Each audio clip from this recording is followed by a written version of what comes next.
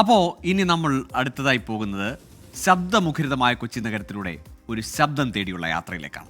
ആ ശബ്ദം 2 പതിറ്റാണ്ടിലധികം കേരളത്തിലെ റേഡിയോ ശ്രോതാക്കൾക്ക് പരിചിതമാണ്.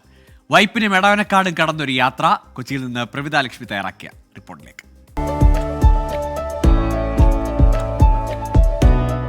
ഒരുപാട് പ്രതിഭകളെ കൊണ്ട് സമ്പന്നമാണ് നമ്മുടെ കൊച്ചു കേരളം. അത്തരത്തിൽ ഒരു പ്രതിഭയെ തേടിയുള്ള യാത്രയിലാണ് ഇന്ന് 24.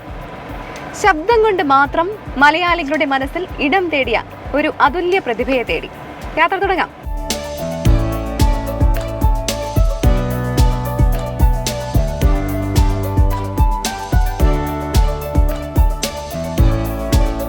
നമ്മുടെ യാത്ര എടവനക്കാട് എന്നുള്ള സ്ഥലത്തേക്കാണ്. വളരെ പ്രകൃതി രമണീയമായ സ്ഥലമാണ്. അപ്പോൾ നമുക്ക് ഈ കാഴ്ചയൊക്കെ കണ്ട് യാത്ര ചെയ്യാം. ആകാശവാണി കൊച്ചി. പ്രിയ സുഹൃത്തുക്കളെ, ഇപ്പോൾ ചലച്ചിത്ര ഗാനങ്ങൾ കേൾക്കാം. ഞാൻ തെന്നൽ. നിങ്ങൾക്കിഷ്ടപ്പെട്ട ഒരു 12ഓളം ഗാനങ്ങൾ ഞാനിപ്പോൾ നിങ്ങൾക്ക് വേണ്ടി അവതരിപ്പിക്കുകയാണ്. അപ്പോൾ നമ്മൾ തേടി വന്ന ആ പ്രതിഭ ദാ ഇവിടെ നമ്മളെ സ്വീകരിക്കാനായി നിൽക്കുന്നുണ്ട്. എല്ലാവരുടെയും സ്വന്തം തെന്നൽ ചേച്ചി. ചേച്ചി, പ്രവിത, വലിയ സന്തോഷം. നമസ്കാരം. നമ്മൾ ഫോണിലൂടെ സംസാരിച്ചിട്ടുണ്ടെന്നേ ഉള്ളൂ, നേരിട്ട് കാണുന്നത് ഇപ്പോഴാണല്ലേ? എന്നാൽ ചേച്ചിയുടെ ശബ്ദം വളരെ സുപരിചിതമാണ്. വളരെ സ്വീറ്റ് ആയിട്ടുള്ള ആ ശബ്ദത്തിന്റെ ഉടമ ഇതാണ്. ഒരുപാട് വിശേഷങ്ങൾ ചേച്ചിയുടെ അടുത്തുനിന്ന് ചോദിച്ചറിയാനുണ്ട്. അപ്പൊ നമുക്ക് നടന്ന് സംസാരിക്കാം.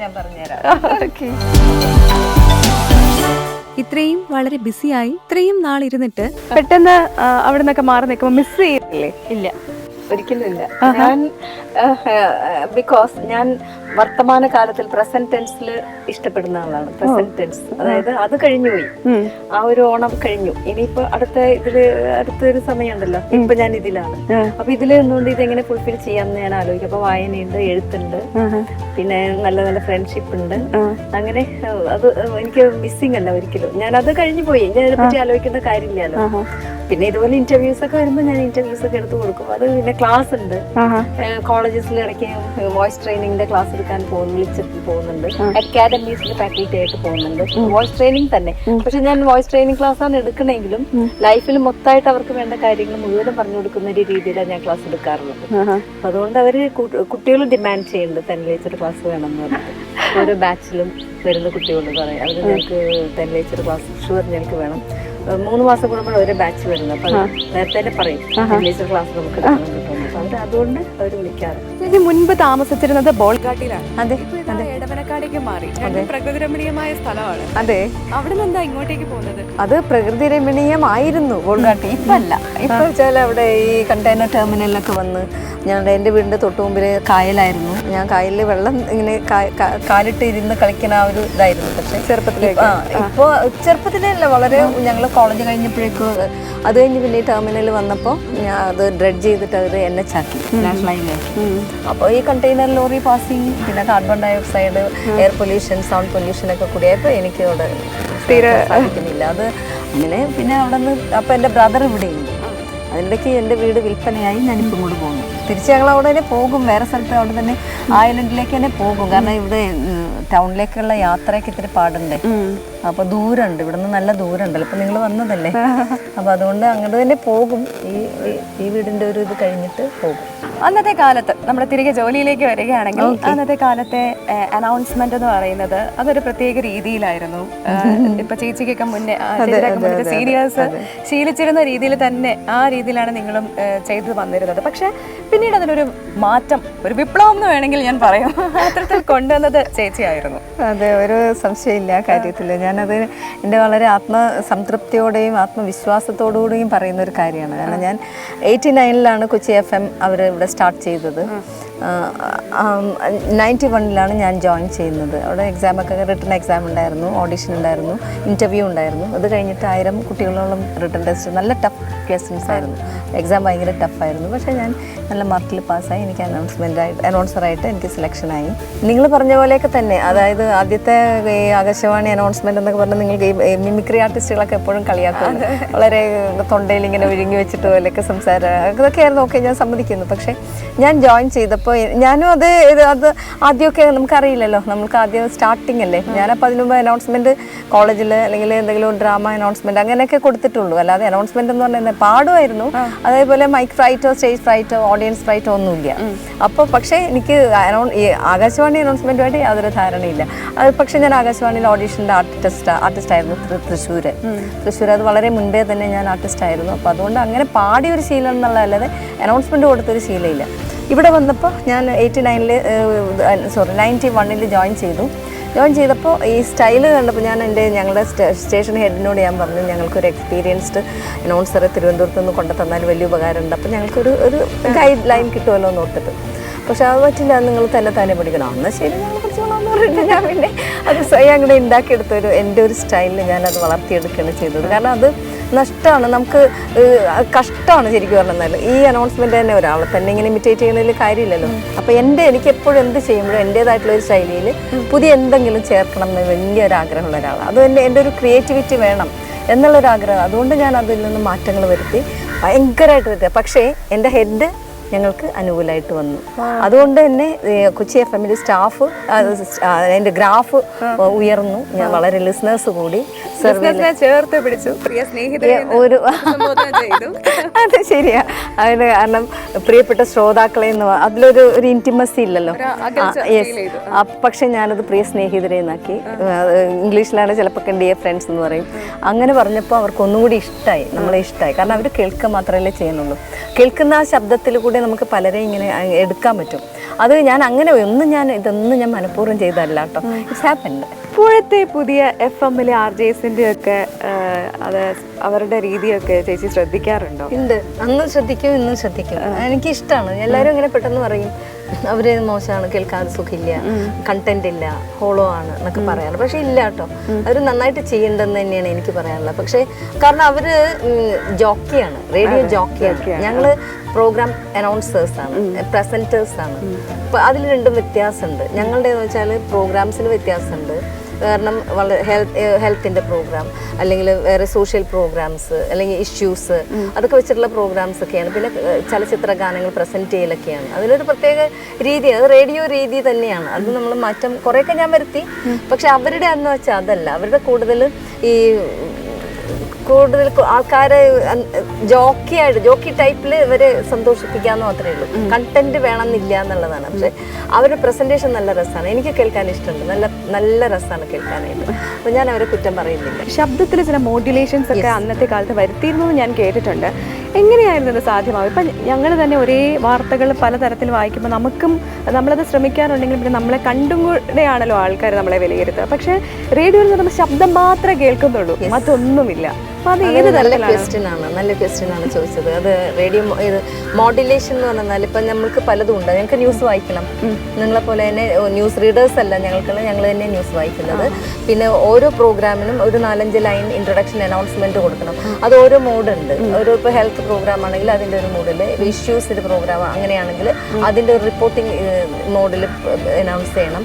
പിന്നെ ചലച്ചിത്ര ഗാനങ്ങളാണെങ്കിൽ അത് വേറെ. പിന്നെ ചാറ്റിംഗ് ഉണ്ട്, ഞങ്ങൾക്ക് ഫോൺ ഇൻ പ്രോഗ്രാം ഉണ്ട്, ഫോൺ ഔട്ട് പ്രോഗ്രാം ഉണ്ട്, യങ്സ്റ്റേഴ്സിൻ്റെ പ്രോഗ്രാം ഉണ്ട്, വിമൻസ് പ്രോഗ്രാം ഉണ്ട്, ചിൽഡ്രൻസ് പ്രോഗ്രാം ഉണ്ട്. ഇതെല്ലാം പ്രസൻറ്റ് ചെയ്യുന്നത് ഞങ്ങളാണ്. അതൊരു ചങ്ക് ഇങ്ങോട്ട് തരും, അപ്പോൾ അതിൻ്റെ ഒരു കമ്പ്യൂട്ടറിലിട്ട് തരും. അപ്പം നമ്മളാണത് പ്രസൻറ്റ് ചെയ്യുക. അപ്പം നമ്മൾ അതിൻ്റെ ഒരു 3-4 ലൈൻസ് നമ്മൾ അനൗൺസ്മെൻറ്റ് ഇൻട്രൊഡക്ഷൻ കൊടുത്തിട്ടാണ് കൊടുക്കുന്നത്.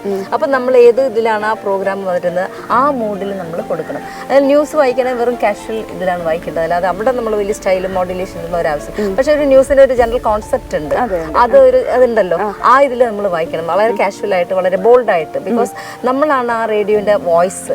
ആ വോയിസിൽ നമ്മൾ അതിൻ്റെ ഒത്തൻറ്റിസിറ്റി ഉണ്ട് നമുക്ക്, പ്രത്യേകിച്ച് ഓൾ ഇന്ത്യ റേഡിയോ ആകുമ്പോൾ. ആ ഒത്തൻറ്റിസിറ്റിയിൽ നമ്മളിപ്പോൾ ന്യൂസ് വായിക്കുമ്പോൾ വളരെ പതുക്കെ സോഫ്റ്റായിട്ട് അല്ലെങ്കിൽ വളരെ മോഡുലേറ്റഡ് വോയിസിൽ അല്ലെങ്കിൽ വളരെ ഫീലോടുകൂടി ഒന്നും വായിക്കേണ്ട കാര്യമില്ല. അത് ജസ്റ്റ് കാഷ്വലായിട്ട് ആ കോൺസെപ്റ്റിൽ വായിച്ചാൽ മതി, വളരെ ബോൾഡായിട്ട്. Because I am the voice of this radio എന്ന് പറഞ്ഞിട്ട് നമ്മൾ തന്നെ കൊടുക്കണം. ന്യൂസ് വായിക്കുമ്പോൾ ആ ഒരു സ്റ്റൈൽ, കോൺഫിഡൻസ് വേണം ആ ശബ്ദത്തിൽ. അത് മാത്രമല്ല, പിന്നെ ചലച്ചിത്ര ഗാനങ്ങൾ കൊടുക്കുമ്പോൾ എൻ്റെ ശബ്ദം വേറൊരാളാണ്. ഞാൻ ചാറ്റിംഗ് പ്രോഗ്രാം ചെയ്യുമ്പോൾ വേറൊരു അങ്ങനെ എല്ലാത്തിനും അതിൻ്റെതായിട്ടുള്ള ഇതിൽ അങ്ങനെ ഒരു പേര് തന്നെ എനിക്കുണ്ടായിരുന്നു. എന്ത് പ്രോഗ്രാം ചെയ്യുന്നു അതിലേക്ക് തന്നെ ഒരു പരകായ പ്രവേശം ചെയ്തിട്ടാണ് വോയിസിൽ തന്നെ കൊണ്ടുവരുന്നതാണ്. അപ്പൊ ഒരുപാട് കത്തുകളൊക്കെ അന്ന് ലഭിച്ചിട്ടുണ്ടാവുമല്ലോ. ധാരാളം ഇങ്ങനെ ഹൃദയസ്പർശിയായ കത്തുണ്ടോ? ഒരുപാടുണ്ടായിട്ടുണ്ട്. അത് ലവ് ലെറ്റർ വരെ ഉണ്ട്, കല്യാണാലോചനകളൊക്കെ. ബിക്കോസ് അന്ന് എനിക്ക് എൻ്റെ ശബ്ദം കേട്ടാൽ ഇപ്പോഴും നിങ്ങൾക്ക് അറിയാൻ പറ്റും, ശബ്ദം കേട്ടാൽ ഒരു 25, 22 ഒക്കെ ഉണ്ടായിരുന്നുള്ളൂ. അപ്പം അവർ വിചാരിക്കുന്നത് ഞാൻ ചെറിയ കുട്ടിയാണെന്നാണ്. അപ്പോൾ അവരുടെ വിചാരം എന്നാൽ പിന്നെ ഇതിനൊന്ന് ഫ്ലേർട്ട് ചെയ്യാന്നൊക്കെ ഫോണൊക്കെ ചെയ്യുമ്പോൾ ലെറ്റേഴ്സ് ഒക്കെ അയക്കും. അപ്പം ഞാൻ ഇതിനെ അത്ര എൻകറേജ് ചെയ്തില്ല. ബിക്കോസ് അതിനെ എൻകറേജ് ചെയ്ത് നമ്മൾ അതിൻ്റെ പുറകെ പോകേണ്ടി വരും. അപ്പം എൻ്റെ കരിയർ എനിക്ക് വലിയ കാര്യമായിരുന്നു. ഞാൻ എൻ്റെ ജോലി ചെയ്തുകൊണ്ടിരുന്നപ്പോൾ എനിക്ക് അതിലുള്ള ചിലർ പറയും എൻ്റെ പാഷൻ, എനിക്കിതിൽ ഈ വർക്കിൽ എനിക്കൊരു പാഷനാണ്. ഞാൻ പാഷനായിട്ടല്ലാതെ ചെയ്തത്, എൻ്റെ ഡെഡിക്കേഷനായിരുന്നു. ഞാൻ ലൈഫ് പോലും മറന്നിട്ട് അതിൽ തന്നെ മുങ്ങി നിൽക്കുമായിരുന്നു. അപ്പം ഞാൻ അതിനുവേണ്ടി ഒരുപാട് വർക്കൗട്ട് ചെയ്തിരുന്നു, എക്സസൈസസ് ചെയ്യുമായിരുന്നു, പ്രാക്ടീസ് ചെയ്യുമായിരുന്നു, ഇൻഫർമേഷൻസ് കളക്ട് ചെയ്യുമായിരുന്നു. എനിക്ക് ഇപ്പോൾ എന്തെങ്കിലും ഒരു അനൗൺസ്മെൻറ്റ് ഏതെങ്കിലും കൊടുക്കണമെന്നുണ്ട്, ഇപ്പോൾ യേശുദാസിനെ പറ്റിയോ ചിത്രയെ പറ്റിയോ അല്ലെങ്കിൽ വേറെ ഏതെങ്കിലും ടാലൻറ്റഡ് ആയിട്ടുള്ള ആൾക്കാരെ പറ്റി ഞാനൊരു അനൗൺസ്മെൻറ്റ് കൊടുക്കുകയാണെങ്കിൽ എൻ്റെ കയ്യിൽ അത് ഡെപ്പോസിറ്റഡ് ഉണ്ട്. ഞാനത് വായിക്കുമ്പോൾ പത്രത്തിലോ എന്തെങ്കിലും വായിക്കുമ്പോൾ അത് കളക്ട് ചെയ്ത് വയ്ക്കും. ഞാനൊരു ഫയൽ ചെയ്ത് വയ്ക്കും. അത് ഞാൻ എനിക്ക് ആവശ്യമായിട്ട് വരുമ്പോൾ എടുത്തിട്ട് അത് ഞാൻ പ്രയോഗിക്കും. അത് ആർക്കും ചെയ്യാവുന്ന ഒരു കാര്യം, ആരും ചെയ്യണം എന്നാണ് ഞാൻ പറഞ്ഞത്. ഇപ്പോൾ ഞാനൊരു അനൗൺസർ ആണെന്ന് മാത്രമായതുകൊണ്ടല്ല ചെയ്തത്. ഞാനിപ്പോൾ ഒരു സ്വീപ്പർ ആണെങ്കിൽ ഞാൻ ഏറ്റവും നല്ല സ്വീപ്പർ ആയിരിക്കും, പീക്കിൽ ചെല്ലും. അങ്ങനെ ഒരു നല്ല സ്വീപ്പർ ആയിരിക്കാൻ പറ്റും. ഒരു ഡോക്ടർ ആണെങ്കിൽ I will be the very good doctor of the world. അങ്ങനെ ചെയ്യണം എന്നാണ് എൻ്റെ ആഗ്രഹം. ഞാൻ എല്ലാവർക്കും കൊടുക്കുന്നൊരു മെസ്സേജാണ്. ചേച്ചി ഇപ്പോൾ പറഞ്ഞത് ഞാൻ നോട്ടീസ് ചെയ്ത ചേച്ചിയുടെ ശബ്ദം നിലനിർത്താൻ വേണ്ടി ചേച്ചി ചെറു കാര്യങ്ങളൊക്കെ ചെയ്യുന്നുണ്ടെന്ന് എനിക്ക് മനസ്സിലായി. ചേച്ചി ഒരു ഗായിക കൂടിയാണ്. അപ്പം ചേച്ചി ഇപ്പോൾ എക്സസൈസ് എന്ന് പറഞ്ഞല്ലോ, ഏത് തരത്തിലാണ് ഈ എക്സസൈസ്? ചിലപ്പോൾ എനിക്ക് തോന്നുന്നു നമ്മളെ പോലുള്ളവർക്കും അത് ഒരുപാട് ഹെൽപ്ഫുൾ ആയിരിക്കും. അതുകൊണ്ട് അത് പറയാം. ഞാൻ കൊച്ചിയിൽ 5 വയസ്സിൽ തുടങ്ങി തന്നെ പാടാൻ തുടങ്ങിയത്. എൻ്റെ അച്ഛനിൽ നിന്ന് കിട്ടിയതാണ് എനിക്ക് പാടാനുള്ള കലാവാസന. അപ്പോൾ ആ സിംഗറിൻ്റെ ഒരു വോയിസ് എന്തായാലും ഉണ്ടാവില്ല, സിംഗറിൻ്റെ വോക്കൽ കോഡിൻ്റെ ഒരു വ്യത്യാസങ്ങളൊക്കെ ഉണ്ടാവുമല്ലോ, അതെനിക്കുണ്ട്. പിന്നെ ഞാൻ സാധാരണ പോലെ ഐസ് വാട്ടർ കഴിക്കില്ല. അതെനിക്ക് ഇഷ്ടമല്ല എന്നിട്ടാണ് കേട്ടോ, അല്ലാതെ കഴിച്ചാൽ ശബ്ദം പോകുമെന്ന് ഓർത്തിട്ടൊന്നുമല്ല. ഐസ് ഇട്ടുള്ളതൊന്നും കഴിക്കാറില്ല. പക്ഷേ I like ice cream very much. അതെനിക്ക് ഭയങ്കര ഇഷ്ടമാണ്. അപ്പം പിന്നെ മീറ്റ് അധികം എടുക്കാറില്ല, മിൽക്ക് അലൈഡ് ഒന്നും കഴിക്കാറില്ല അധികം. നെയ്യ്, മുളക്, പുളി, ഉപ്പ്, ഇതൊക്കെ എൻ്റെ അമ്മ എന്നെ പഠിപ്പിച്ചു തന്നിട്ടുള്ളതാണ്. അത് ചെറുതിലേ തന്നെ അത് ആരോഗ്യത്തിനും ശബ്ദത്തിനൊക്കെ കൂടി വേണ്ടി അമ്മ ചെറുതിലേ തന്നെ പഠിപ്പിച്ചു തന്നുള്ളത് ഞാൻ ഇപ്പോഴും അത് പരിപാലിക്കുകയല്ല, ആ ഒരു ഇതിലായി നമ്മൾ ലൈഫ് സ്റ്റൈൽ തന്നെ. അതായത് എരിവ്, ഉപ്പ്, പിക്കിൾസ് ഒന്നും കഴിക്കില്ല, മുളക്, ഉപ്പ്, പുളി, നെയ്യ്, അധികം എണ്ണ ഒന്നും കഴിക്കില്ല. അതൊരു ഗുണമായിട്ടുണ്ടാവാം. ഒരു 20 വർഷം മുൻപ് ഞാൻ ഓഷോനെ എനിക്ക് പരിചിതമായി. ഓഷോയുടെ ബുക്സ് വായിക്കാൻ തുടങ്ങി, മെഡിറ്റേഷൻ പ്രാക്ടീസ് ചെയ്യാൻ തുടങ്ങി. അപ്പോൾ ലൈഫിൽ കുറേ കൂടി ഭയങ്കര വ്യത്യാസം. അപ്പോൾ ഞാൻ I was doing my work. അപ്പോൾ എനിക്ക് അതിൽ നിന്ന് കുറേ കാര്യങ്ങൾ എനിക്ക് exclusive change happened in my life. അതെന്നെ ഭയങ്കരമായിട്ട് ഹെൽപ്പ് ചെയ്തു. അപ്പോൾ ഞാൻ അതിൽ ചെയ്തിരുന്ന മെഡിറ്റേഷൻ്റെ ഒരു ഇതിൽ ഞാൻ ഒരു നാദബ്രഹ്മ എന്ന് പറഞ്ഞൊരു മെഡിറ്റേഷൻ ചെയ്തിരുന്നു. അതിൽ വോയിസ് നല്ല സ്വീറ്റായിട്ടിരിക്കാൻ. പിന്നെ എൻ്റെ വോയിസിൽ ഒരു മാറ്റം ഇങ്ങനെ സംഭവിക്കുന്നില്ല. അത് ബ്ലെസ്സിങ് ഐ തിങ്ക്. എനിക്ക് തോന്നുന്നു ചിലപ്പോൾ ചെറുതിലേ മുതൽ ഇങ്ങനെ ഒരു ശീലമുണ്ടല്ലോ, ഭക്ഷണത്തിലാണെങ്കിലും ഒരു മാറ്റം. ഞങ്ങളൊക്കെ എന്ന് പറഞ്ഞാൽ ഐസ്ക്രീം ഒക്കെ അല്ലെങ്കിൽ തണുത്ത വെള്ളം ഒന്നും നമ്മൾ ഒഴിവാക്കാറില്ല. ഞാൻ അതിനുള്ള ഹോപ്പ് തരുന്നുണ്ട്. Because I am doing, I am getting, then why won't you? അത് സാധിക്കാതിരിക്കില്ല. ബിക്കോസ് ഞാനൊരു പ്രത്യേക അവതാരമൊന്നുമല്ല.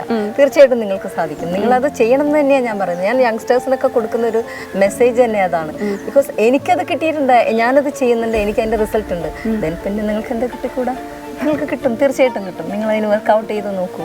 ചേച്ചിയുടെ ഈ പാട്ടിൻ്റെ ആ ഒരു വഴി അല്ലെങ്കിൽ ഒരു യാത്ര അതെങ്ങനെയാണ്? അതായത് എൻ്റെ അച്ഛൻ, ഞാൻ പറഞ്ഞല്ലോ, അച്ഛൻ ഗായകനായിരുന്നു.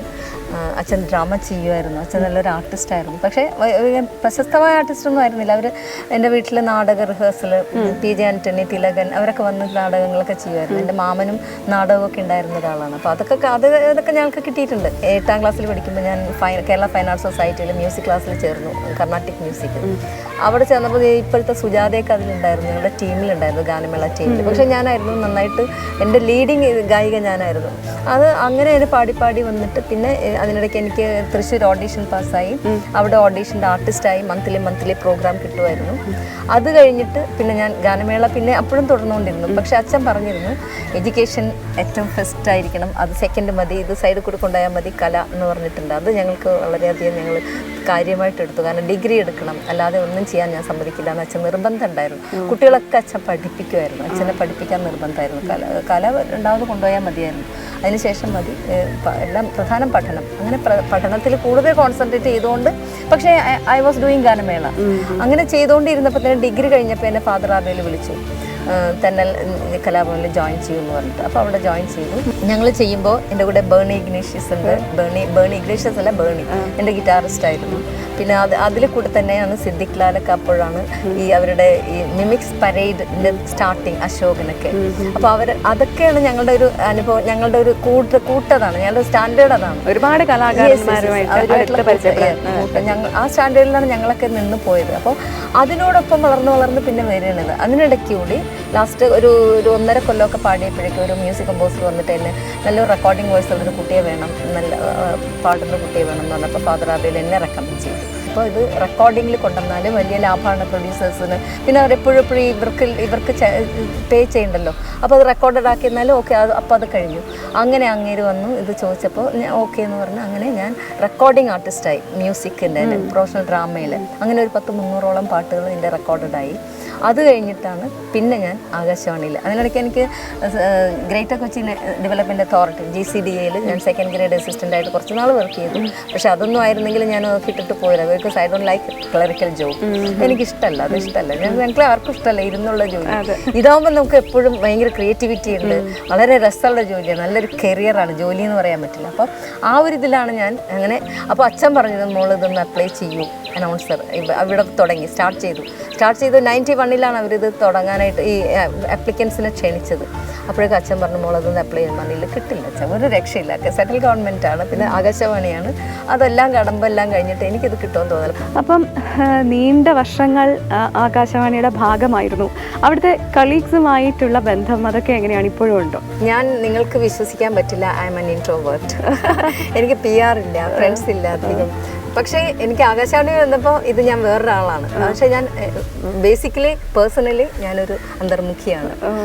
ആ മൈക്കിൽ വരുമ്പോൾ, എൻ്റെ ജോബിൽ വരുമ്പോൾ ഞാൻ ഇങ്ങനെ സംസാരിക്കുന്നതെന്ന് മാത്രമേ ഉള്ളൂ, ചിലപ്പില്ല സംസാരിക്കുന്നത്. പക്ഷേ ഞാൻ അല്ലാത്ത സമയം ഞാൻ എലോണാണ്, എനിക്ക് അധികം സംസാരിക്കുന്നത് ഇഷ്ടമില്ല. പിന്നെ എനിക്ക് എൻ്റേതായിട്ടുള്ള കുറച്ച് സബ്ജക്ട്സ് കിട്ടിയ ആൾക്കാരോട് മാത്രമേ ഞാൻ സംസാരിക്കാറുള്ളൂ, കുറച്ച് ഡെപ്ത് കൂടി. അത് എൻ്റെ ഒരു വലിയ ഇതായിട്ട് ഞാൻ പറയല്ല, അല്ലെങ്കിൽ എനിക്ക് സംസാരിക്കാൻ വലിയ താല്പര്യമില്ല. ഫ്രണ്ട്സ് ഇല്ല, അങ്ങനെയെല്ലാം ഞാൻ ഒറ്റയ്ക്കായിരുന്നു, ലൈഫിലും ഒറ്റയ്ക്കാണ്, അല്ലെങ്കിലും ഒറ്റയ്ക്കായിരുന്നു. അതുകൊണ്ട് എനിക്ക് അത് വലിയ അങ്ങനെ എൻ്റെ തീരുമാനം അതായിരുന്നു, എനിക്കതും ഇഷ്ടവുമായിരുന്നു. 28 വർഷം നീണ്ട റേഡിയോ ജീവിതം എന്ന് പറയുന്നത് അതെന്താണെങ്കിലും ഒരുപാട് എക്സ്പീരിയൻസ് നൽകിയിട്ടുണ്ട്. അപ്പോൾ അതിൽ തമാശ നിറഞ്ഞതായിട്ടുള്ള അനുഭവങ്ങളൊക്കെ ഉണ്ടായി? ഒരുപാടുണ്ട്. ഇത് മറക്കാൻ പറ്റാത്തൊരു കാര്യം, ഞാനൊരിക്കൽ മോർണിംഗ് ഡ്യൂട്ടി കഴിഞ്ഞിട്ട് ട്രാൻസ്മിഷൻ ബൂത്തിൽ നിന്ന് ഇറങ്ങി വരുമ്പോൾ ഒരു 8 o'clock ഒക്കെ ആയിട്ടുള്ളൂ. അപ്പോൾ ദൂരെ നിന്നൊരു ആർട്ടിസ്റ്റ്, ഫീമെയിൽ ആർട്ടിസ്റ്റ് ടോക്ക് എടുക്കാൻ വന്നിരുന്നു.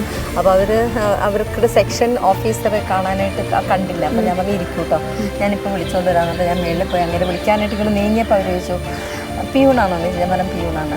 റെക്കോർഡിംഗ് സ്റ്റുഡിയോയിൽ അപ്പോൾ കൺസോളിൽ ഞാനിരിക്കുന്നത്. ഇവരാകെ ചമ്മി, ഭയങ്കരമായിട്ട് വിഷമിച്ചു പോയി. ചേച്ചി ഇപ്പോഴത്തെ ചേച്ചിയുടെ ജീവിതം എങ്ങനെയാണ്? എഴുത്തുണ്ടെന്ന് പറഞ്ഞു, വായനയുണ്ട്, അതോടൊപ്പം ചില ഇൻ്റർവ്യൂസ് ഒക്കെ ചെയ്യുന്നുണ്ട്, എങ്ങനെയാണ്? ഞാൻ അവിടെ നിന്ന് ഇറങ്ങിയ ഉടനെ തന്നെ എന്നെ ക്ലാസ്സിൽ, കോളേജസിൽ എനിക്ക് വോയിസ് ട്രെയിനിങ്ങിൻ്റെ ക്ലാസ് എടുക്കാൻ വിളിച്ചിരുന്നു. പിന്നെ അക്കാഡമീസിൽ ഫാക്കൽറ്റീസായിട്ട് നിൽക്കാനായിട്ട് ക്ലാസ് എടുക്കാൻ വേണ്ടി, പിന്നെ അങ്ങനെ കുറച്ച് കാര്യങ്ങളൊക്കെ ആയിട്ട്, പിന്നെ കുറച്ച് സാംസ്കാരിക പ്രവർത്തനങ്ങളൊക്കെ ഉണ്ട്, അത് അങ്ങനെ കുറച്ച് കാര്യങ്ങളൊക്കെ ആയിട്ടൊക്കെ പോകുന്നുണ്ട്. എനിക്ക് കൂടുതലും വായനയാണ്. ഇപ്പോൾ എഴുത്തുണ്ട്, FBയിൽ എഴുതാറുണ്ട്, പല സബ്ജക്ട്സ് വെച്ച് എഴുതാറുണ്ട്. വായനയിൽ കൂടി കിട്ടുന്ന ഇതിൽ നിന്ന് അങ്ങനെ കുറച്ച് കാര്യങ്ങളൊക്കെ ഉണ്ട്. അതിൽ ഞങ്ങളുടെ കാലം ഇനി ഏകദേശം ഇനിയിപ്പോൾ നമ്മൾ അങ്ങോട്ട് നോക്കി വിലപിച്ചിരുന്നിട്ട് കാര്യമില്ല. ഇനി ഞങ്ങൾക്കറിയാവുന്നത് നിങ്ങൾക്ക് പറഞ്ഞു തരിക എന്നുള്ളതാണ് എൻ്റെ ഏറ്റവും വലിയ സന്തോഷമുള്ള കാര്യം. അപ്പോൾ ഞാൻ എവിടെ ക്ലാസ് പറയുവാണെങ്കിലും ഞാൻ ചെന്ന് എടുത്തു കൊടുക്കാറുണ്ട്. എനിക്കത് ഇനിയും ചെയ്യണമെന്ന് തന്നെ വലിയ ആഗ്രഹമാണ്. നമുക്കറിയാവുന്ന കാര്യങ്ങൾ അവർക്ക് ഷെയർ ചെയ്ത് കൊടുത്ത് ജീവിതം അവസാനിക്കട്ടെ എന്നുള്ള ആ ഒരു സന്തോഷമാണ്. അപ്പം ചേച്ചിയുടെ അടുത്ത് ഇത്രയും സംസാരിക്കാൻ പറ്റിയത് എൻ്റെ ഒരു ഭാഗ്യമായി കാണുകയാണ്. അപ്പം നല്ലൊരു ഗായികയാണ് എന്നുള്ളത് എനിക്കറിയാം. ചേച്ചിയെ ഇത്രയും നാൾ കേട്ടിട്ടുള്ള ആളുകൾക്കൊക്കെ അറിയാം, ചേച്ചി അറിയുന്നവർക്കറിയാം. നല്ലൊരു പാട്ട് ഞങ്ങൾ 24ൻ്റെ പ്രേക്ഷകർക്ക് വേണ്ടി. ഞാൻ കുറേ നാളായി പാടാറില്ല, ഇപ്പോൾ പാട്ടൊക്കെ നിർത്തി ഏകദേശം. കാരണം ഞങ്ങൾക്ക് ബാൻ ഉണ്ടായിരുന്നേ, ഞങ്ങൾക്ക് വോയിസ് വേറെ കൊടുക്കാൻ പാടില്ല, വേറെ ഇൻകം ഏൺ ചെയ്യാൻ പാടില്ല, സെൻട്രൽ ഗവൺമെൻറ് അല്ലേ. അപ്പോൾ അതോടുകൂടി പാട്ടിൻ്റെ അവസാനിപ്പിച്ചു. പക്ഷേ ഇടയ്ക്കൊക്കെ ഇങ്ങനെ ഇപ്പോഴും പാടുന്നൊന്നുമില്ല കുറേ നാളായിട്ട്. എന്നാലും നിങ്ങൾക്ക് വേണ്ടി ഞാൻ 4 ലൈൻസ് പാടാം. പ്രിയ സഖി ഗംഗേ പറയൂ, പ്രിയ മാനസനെവിടെ, വനതരു വൃന്ദമേ പറയൂ, എൻ പ്രിയതമനെവിടെ, പ്രിയ സഖി ഗംഗേ. മാനസ സരസിൻ അക്കരയോ ഒരു മായായ വനികയ്ക്കപ്പുറമോ,